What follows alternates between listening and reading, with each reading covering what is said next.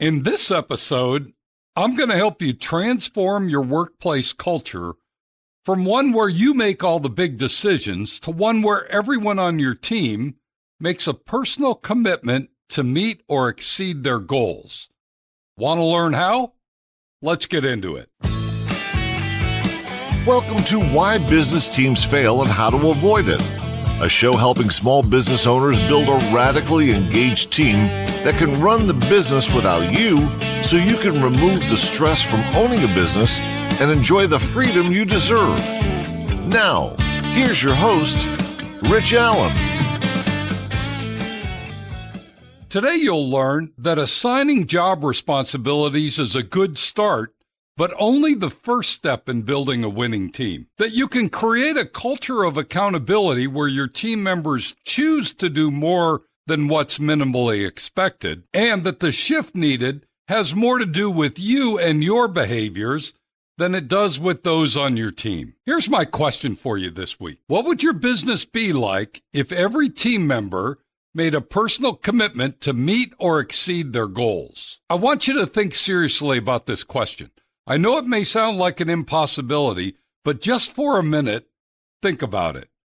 What would your business be like if every team member made a personal commitment to meet or exceed their goals? I'm not sure what that makes you think or feel, but I would imagine that you would have one of several reactions. You may be thinking, that would be amazing. My life would be so much easier. My business would be so much more fun to own. If this happened, I would be able to enjoy some much-needed personal time. Or you may be thinking, yeah, right, like that's ever going to happen. I'll never see it in my lifetime, at least not with the team I have right now. Or you may be thinking, dang, if that were possible, I'd make sure that everyone on the team knows exactly what their goals are. I haven't been real clear on what I expected from each of them yet. Perhaps I should. But no matter what you're thinking or how you're feeling about this question, it's probably a business owner's most desired goal to have everyone on their team 100% committed to achieve the goals they've been assigned. This is the epitome of ownership, where everyone acts and behaves like an owner, where they feel the need to deliver great results no matter what it takes. A dream come true. But here's the reality that you, me, and every other business owner is dealing with. Before we can get to the level where everyone takes ownership, we've got to be successful on two lower levels. The first level is where everyone on your team knows what they're responsible for. We discussed this several weeks ago when I shared the idea of creating a position agreement for every function in your business. The position agreement is designed so that every person on your team knows three things about any specific role or function they're filling: what they're responsible for, how they'll be measured, and the behaviors expected of them in that position. If you missed this past podcast episode, I'd highly recommend you go back and listen to that one. You've got to get this nailed down first before you can move up to the next level. This next level is where everyone on your team is accountable for what they do. This is where I want to dive in today. The goal for this podcast episode is to help you create a culture where accountability is not only expected, but required. If you create this kind of culture in your business, then you set the table where your team can perform at the highest level, which is ownership. But it's nearly impossible to get to the highest level without first establishing a culture of accountability. So let's dive in and focus here today. Let's start with a couple fundamental definitions. Level 1 is where everyone knows what they're responsible for. This is something that's assigned by you or their manager, and these job duties are typically spelled out in their position description or their position agreement. Level 2 is where everyone is accountable for the outcomes of their work.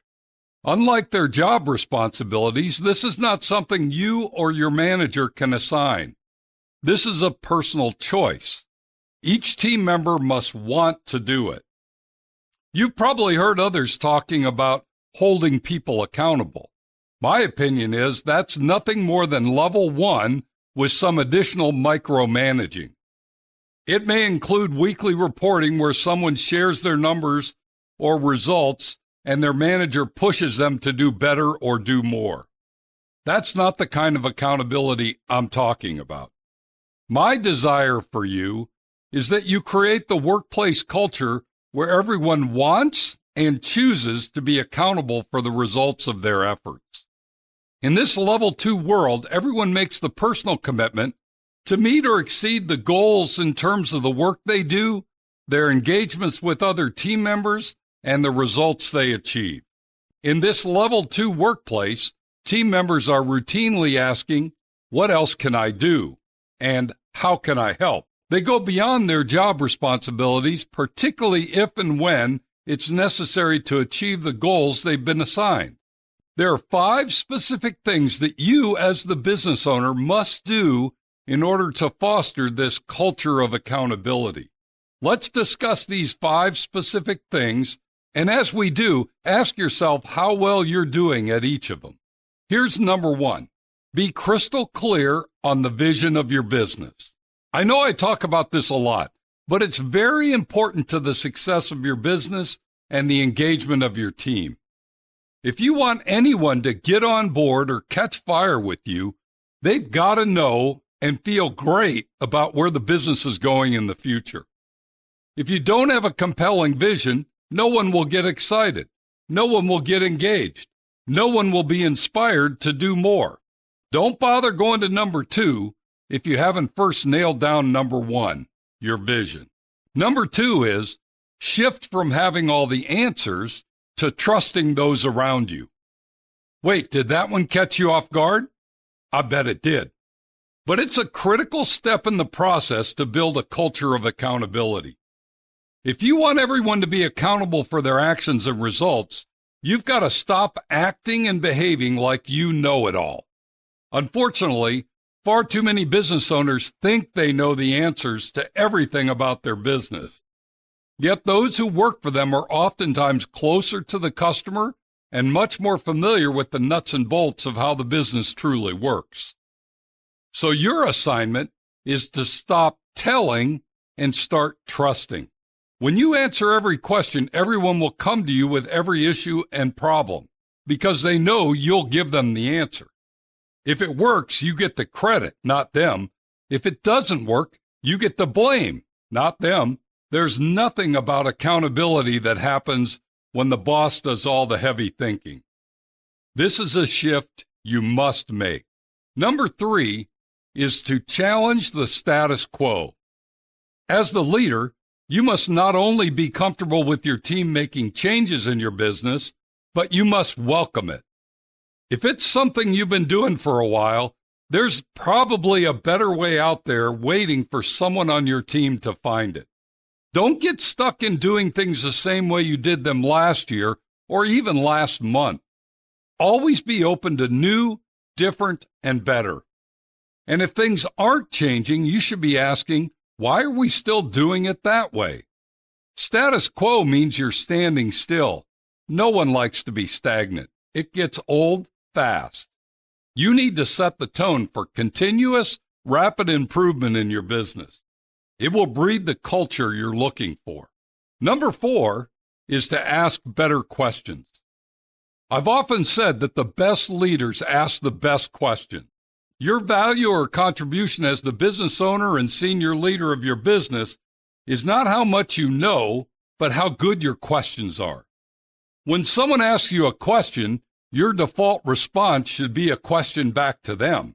The goal is to make sure your team member thinks for themselves, not to seek you out as the answer man for every question that comes their way.